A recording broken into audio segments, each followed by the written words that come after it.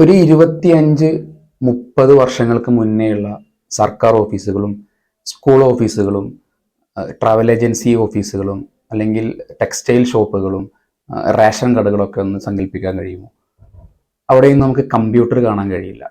അന്ന് അവിടെ വർക്ക് ചെയ്തിരുന്ന ആളുകൾ അല്ലെങ്കിൽ അതിനുശേഷം അവിടെ വർക്ക് ചെയ്യാൻ റെഡി ആകേണ്ടിയിരുന്ന തലമുറ കമ്പ്യൂട്ടർ എന്നുള്ള ഒരു സ്കില്ല് പഠിച്ചതുകൊണ്ട് മാത്രമാണ് ഇന്നീ കാണുന്ന ഒരു മേഖലയിലോട്ട് അല്ലെങ്കിൽ ഇന്നീ കാണുന്ന ഒരു രീതിയിലോട്ട് നമ്മളുടെ ഓഫീസുകൾ മാറിയത്.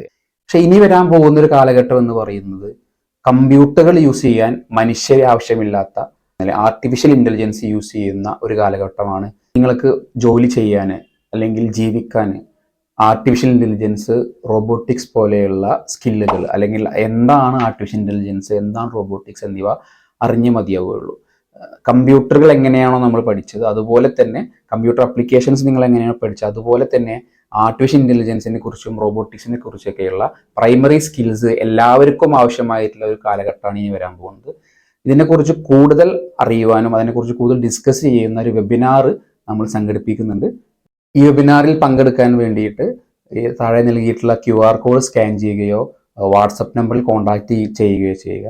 എന്തായാലും നിങ്ങൾക്ക് ഈ ഒരു 2 മണിക്കൂർ നിൽക്കുന്ന വെബിനാർ നിങ്ങളുടെ സമയത്തിന് വെർത്തായിരിക്കും. സെപ്റ്റംബർ 20 ശനിയാഴ്ച വൈകിട്ട് 7:30 വെബിനാർ സംഘടിപ്പിക്കുന്നത്.